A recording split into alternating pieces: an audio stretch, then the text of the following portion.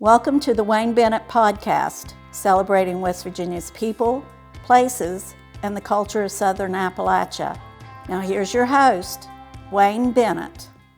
Welcome to Wayne Bennett's podcast. My name is Wayne Bennett, and this is episode 88. And today we have a guy who has worked with the youth in the Shady Spring area for quite some time, and as the head coach at Shady Spring Middle, Mr. Larry Derringer. Welcome. Thank you. How old were you when you got into wrestling? I guess I was in seventh grade. I guess it's probably 89, maybe. Who was the coach then? Larry Snuffer. Larry Snuffer. And he was coaching the middle school. Yeah, he was at the middle school at that time. Uh-huh.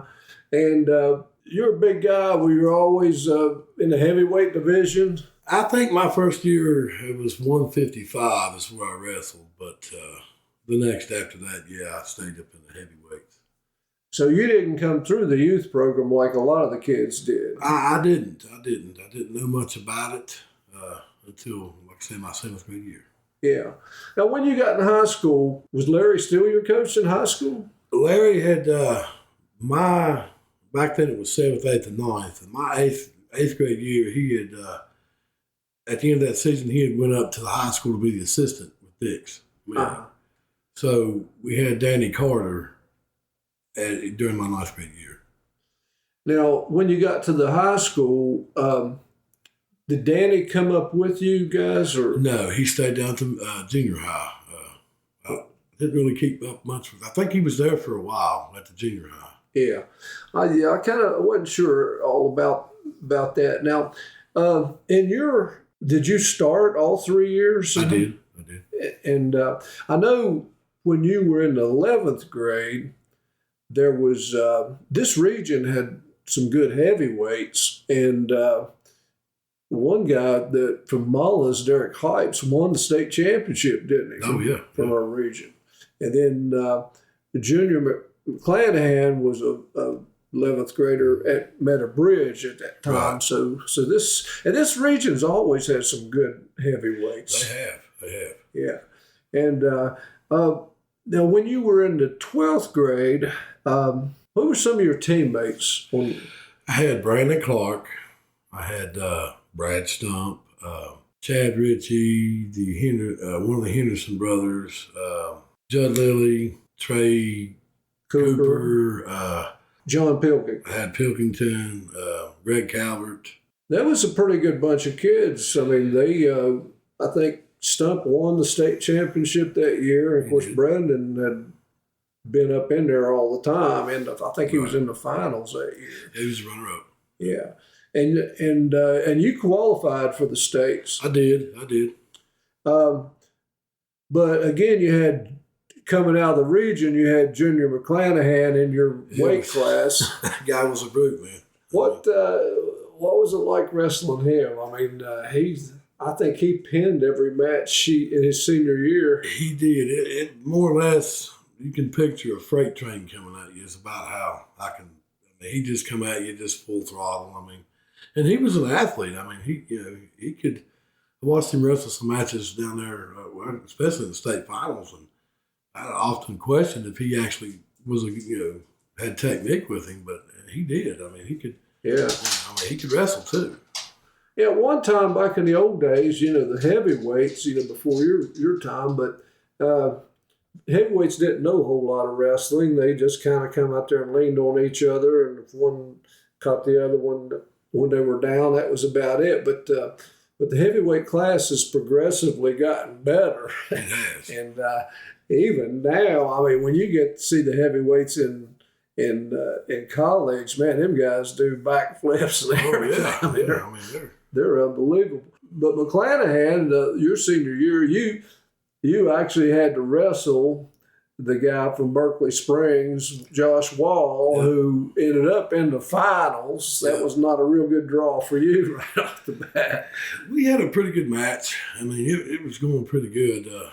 I made a few mistakes there and got caught. Like I said, the heavyweight thing, you get caught. Yeah. And I wasn't a big heavyweight. I don't think when I graduated, I might have weighed 210. Really? Yeah, maybe. Yeah. And it was before they put that 215 in. Yeah. So I never had the size, and it wasn't what you'd say an athlete, So technique was kind of where I had to go with, but that size and athleticism would often catch up. Who did you work out with in the practice room? A lot of times it would be when Huffman was there. I worked out with Huffman. I worked out with, I would have to work out with Brad Stump and a few of the others there. We didn't really have a lot of heavies. Yeah. There wasn't a lot of big guys through there. And some of the ones that we did were true heavies. They were big.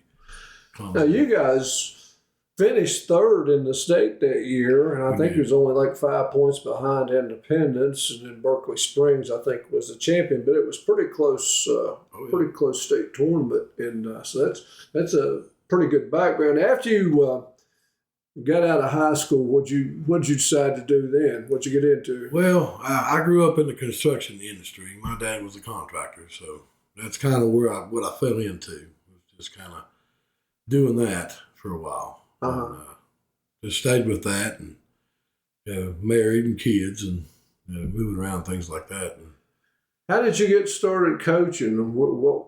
My oldest son, he had came to me, and he was late getting into the sport, but I guess one of his friends had talked him into joining the wrestling team. And at that time, he was going to Beckley Stratton, so he started the wrestling team with Jeff Neal. Jeff Neal was his coach over there, and then. We bought a house out here in Shady and moved that way. And he joined the team over here. And Cody Wills was the coach at the middle school at the time. We would go to events, and he didn't have an assistant, but he had about 35 kids. So I was helping him there, at the events with it. And I guess it kind of planted a seed. And the next year, that summer I went and took the classes and got all my coaching credentials. Was an assistant the next year, and then Cody stepped down, and I took it. A lot of people don't realize if you're not in the school system, you have to take was it 10 or 11 hour class? Or? Yeah, it's, I think it's about it. Yeah. And then you have to pass a test. Right. Now, you only have to do that one time, don't you? Right, you have to do that one time. Your background checks and things like that with the board, whatever board you're going to. Yeah. And, but as a coach, it's not in the system. You have to reapply for the job every year, don't you? Every year you have to, the job will come up and you have to reapply. Yeah. So how long have you been at Shady Middle? I've been the head coach at Shady Middle. This will be my 4th year as the head coach. Who's your assistant now? Nick Metter. Nick Metter's still your assistant, and he's the head coach in football. He is. How have the kids changed? I mean, from when you wrestled to what they're doing now? The middle school setting, back when I wrestled, it was junior high, 7th, 8th, and 9th. The middle school setting, your 6th graders are a little immature. That's one of the things you got to deal with, but they also, a lot of them have a lot of youth background, and it helps. But it's the immaturity, really, with that setting right there. That's one of the reasons why when I got out of coaching, when we went to middle school, and it was possible in junior high you could get 16-year-old ninth graders, but always get 15-year-olds, and I just kind of missed the older kids, and I didn't want to get them. So I never actually coached middle school. I quit before they took it over. But I'm glad that there's people that like to do that, but it just wasn't for me because I'd been used to some of the older kids. Right. Who were some of the better kids that you've had going through your program that you recall? The ones that Josh Good, I caught him on the tail when I first started. I had Josh Good there for a little bit. Me and Cody had him. Of course, he had some influence from, a lot of influence from Kenny McMillan. And so we got to work with Josh quite a bit. That's the one of the ones there. But in the past 3 or 4 years, I've had several pretty good kids come up, and they're now freshmen. So be interested to see what they do. Like Caden Helmer is going to be a pretty stout athlete. Christian Smith, Walker Furrow was one that I had in there. Yeah. I'd like seeing Josh Good wrestle in college. I thought he would have been a pretty good collegiate wrestler, and he signed to go to Tech, and then I guess he'd changed his mind, decided to go into the workforce or whatever. But I thought he was just cut out to be a pretty good college wrestler. He's pretty competitive, and he's passionate about it. I don't understand that. I mean, it would have been a good experience for him, and I think he would have had some success there. Yeah. He's got a lot of talent, a lot of drive. I don't really understand that myself. Yeah. What he. And he was. He never won a state championship. He came close several times. He got third in some tough weight classes, and I just kind of thought he would make out for a good wrestler. What about this year's lineup? You got we're taping this 2 days after Thanksgiving, and it won't be broadcast till the 23rd of December. But I know you got some early tournaments. What about this year's lineup? Who are some of the kids that you think are going to start for you? I've got a pretty good kid. He's a sixth grader, but he's got a lot of youth experience. His dad, stepdad, whatever, is Derek Scarborough. Got his little boy Grayson Archie. He's going to be pretty good for us. He's going to start. I've got Chase Price, who's at 94. He's going to do pretty good. I've got a Damian Simmons at 45, which he's a pretty good athlete. I got a 215 or a heavy that's pretty good. He's got some experience with him. I look for a lot out of him. But I've got a pretty good spread there. I've covered them all 16 weight classes and got some experience there in most of them. Yeah. But you've got a lot of new kids that I don't know a lot about, but they're athletes. So working with Metter, I mean, where he's the football team, we kind of recruit off the football team. And he walks through the school, so we kind of fill in what we need and pick the athletes. And yeah, you won't know how some of them respond till they get in a battle, I guess, Well, I was, when I coached in the junior high, I was football coach for quite some time too, so I always had the numbers. We didn't have a weightlifting off season. We wrestled or ran track. I was a track coach also, right. So they didn't have a whole lot of options there. But the weight classes we talked about have changed. Now they've increased to 16 weight classes in junior high or middle school, and I guess there's good and bad about that. Like you say, you can fill all the weight classes. That's a good thing. And in dual matches, that's a benefit. Oh, yeah. You just never know. But sometimes I don't. You got some of these teams that have had a hard time filling 14 weight classes. Oh, yeah. Now you're up 2 more. It's kind of tough sometimes. And there's arguments one way or the other. What about the youth program out towards Shady? Are the numbers good? Do you know anything about it? I don't know a whole lot about his numbers and things like that. I don't, unfortunately, I don't look that way a lot. I mean, I know that he's got a decent amount of kids in there. I don't think it's like 100 kids or nothing like that. I think, but I think he's got a pretty good bit in there. And that's Kevin Farley and Derek Scarborough is actually running. Oh, really? Youth. Yeah. So we're starting to get some things rolling on that bottom side. And, we got a few of his, the youth kids come up this year. So, Well, I know that Raleigh West and the Beckley Junior Eagles had some numbers problems. And then I think the Young Guns kind of lost a place to practice. And so they've kind of consolidated. And they practice down at the Arsenal in Mabscott. I don't know whether they're going to be a league team or not, but I think the Raleigh West and the Junior Eagles, and a lot of the teams were hurt when we had the pandemic. They kind of wiped them out, and some of them just haven't responded or haven't gotten better or bigger yet. So hopefully you got to have the youth program. Yeah, these days the way wrestling is, and as much as wrestling goes on in the off season. You really have to have a youth program to keep up. When we first started the youth program in Raleigh County, Dix Manning had a program. When the high school season was over, he would run a 6 weeks program for Shady spring wrestlers, and then they would have a little tournament at the end. And so when we started the youth program at the Y, and where we involved kids from all over, he wouldn't let the Shady Spring kids join. And he didn't think they needed to be this direction. So we ran the program 3 or 4 years before. Then he started seeing some of them in junior high coming up through the youth, and he thought, man, so he changed his attitude and fully endorsed. He was a lot of, but there at the beginning he was a little hard nosed. He didn't want to participate.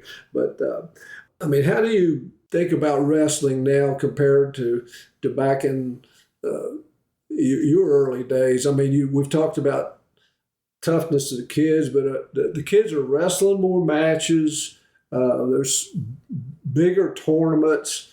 Do you think it's necessary for a kid to wrestle 70, 80 times a year? Or? That's a lot. I mean, it really is. I mean, the dual tournaments contribute a lot to that. We're going to Charleston Friday, and they'll wrestle 8 times in Charleston.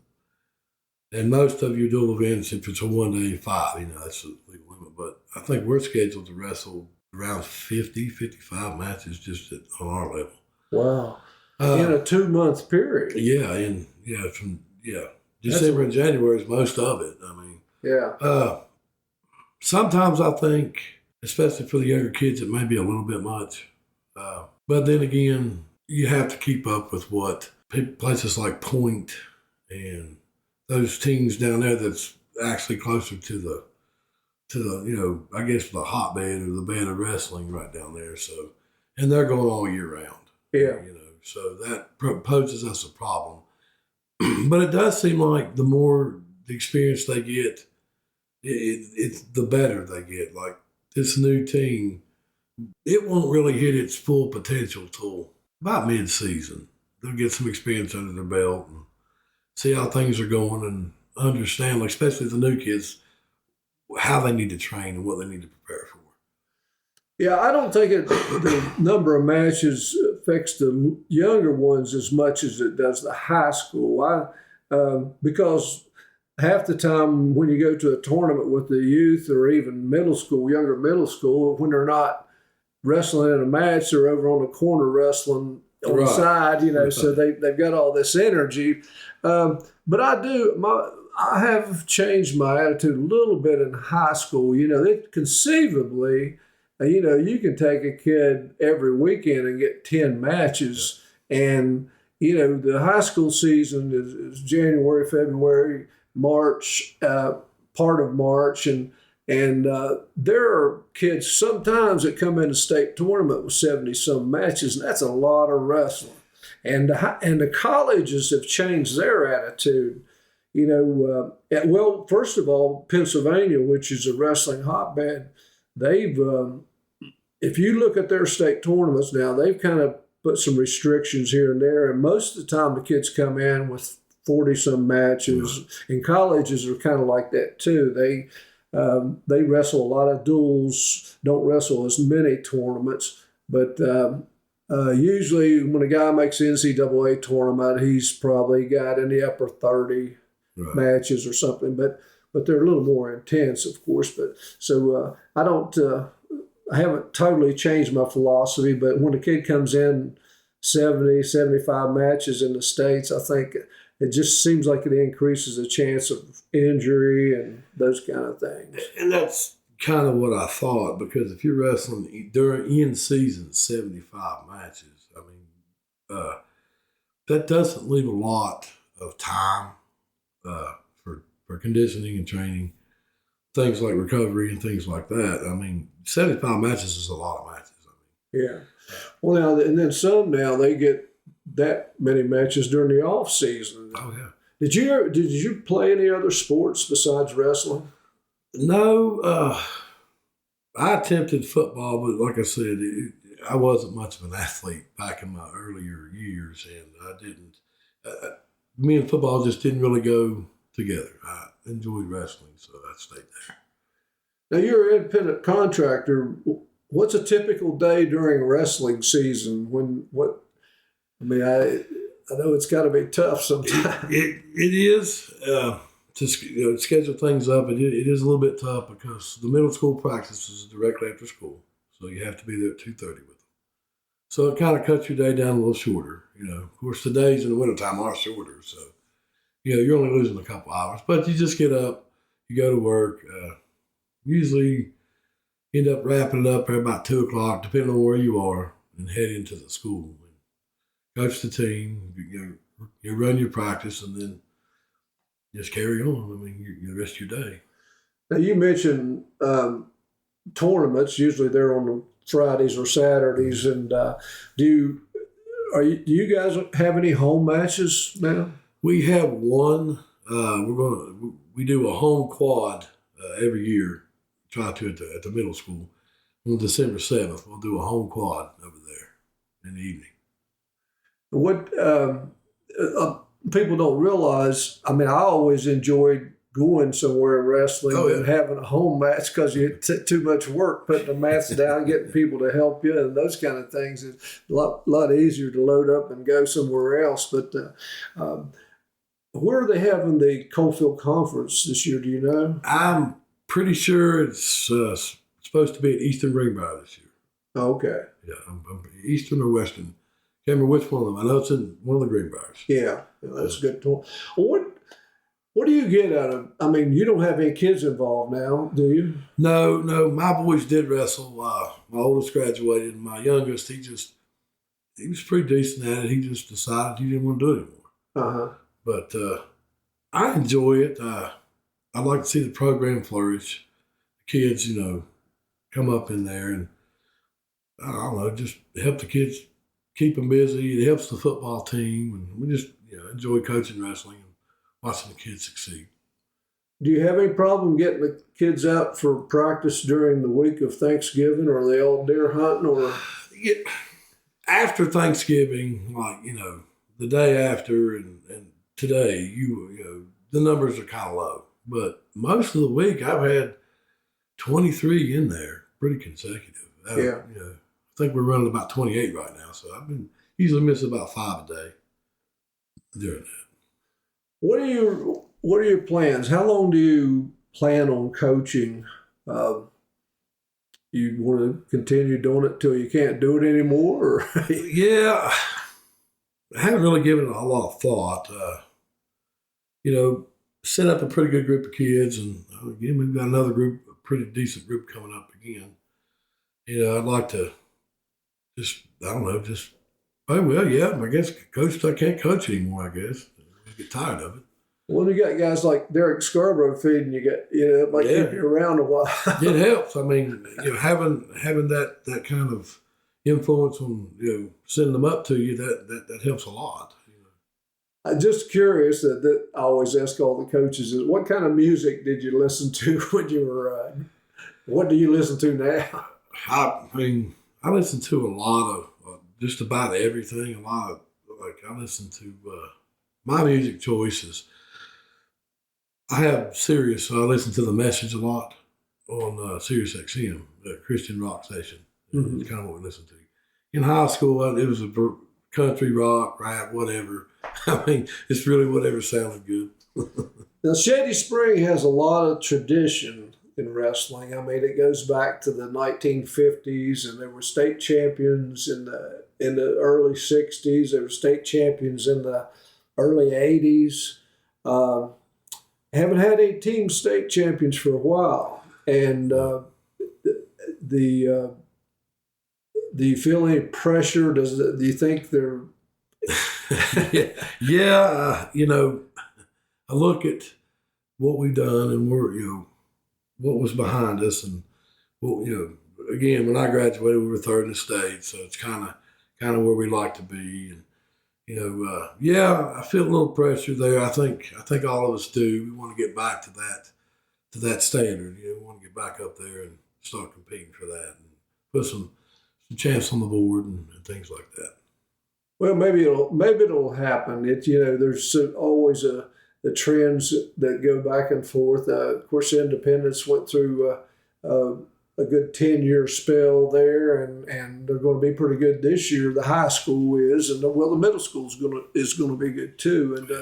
And then it looks like Woodrow Wilson's perking up a little bit, in the high school, but it takes a lot of effort from different people. The coaches are the center of that. But was there anybody you want to give a shout out to? No, I don't think. Okay, well, we'll give a shout out to Coach Metter. He does a good job with the football team and everything. He does well with the kids. But Larry, I appreciate you coming over and talking to us, and good luck this year. Tell us a little bit of schedule. You're wrestling in Charleston the first week, and then are you going to the Woodrow Wilson Invitational? We are. And then Fallen Heroes Fallen over Heroes. at the Civic Center, and you'll go to Huntington, I guess. We're kicking that around. I don't know about that one yet. Yeah, when you get a lot of new kids, sometimes it costs a lot of money and single elimination sometimes. Most of the time, when you get down there, if your kids get put in that 64 man, that pigtail bracket, yeah, a lot of them will go out there and they might be out there for 10 seconds, and then you end up babysitting the rest of the week. Right, because the parents usually don't get off work till, because we'd have to leave 11:30, 12 o'clock to get down there and weigh in and all that stuff. And the parents usually don't arrive. Some of them go, a lot of them do, but there's some that don't. But they usually don't get there until in the evening, 5 o'clock, 4 or 5 o'clock. So we've got them there, and then of course, by the time they figure out if they're eliminated, they have their motels, and it's after the deadline to cancel your motel room. So you kind of get stuck with that. It's a good tournament. I like it. I have my love-hate relationship with it. It's growing pretty big. It's getting really big. And, what about the National Guards tournament? They don't have junior high anymore, do they? We've never went. If they did, I don't think so. Yeah, I don't think they had junior high very long. They tried it, but it was just too much with the high schools and stuff too. And of course, Coalfield is a good tournament. It is. It's a good one. That's I guess you got around 10, 12 teams in that thing now. If everybody's got a team. Yeah, I think Richwood. I think they fell out. They don't have a team anymore. Last I remember. I think we're running about 12 teams on that. Yeah. Well, I appreciate you coming and talking to us. And like I said, good luck this year. And we'll look for some of those guys coming up, and maybe I'll get to write about them. We did mention Junior McClanahan. I wrote a story about him a few years ago when he passed away, and a tragic death, a young guy, and it left a young family too when he passed away. But I do appreciate you coming by. Yes, sir. Appreciate you having us. All right. Well, anybody else that wants to be on the program, you can contact me at awbennett50@gmail.com. And remember, if you're not dead yet, you're not done yet. Till next time, God bless you.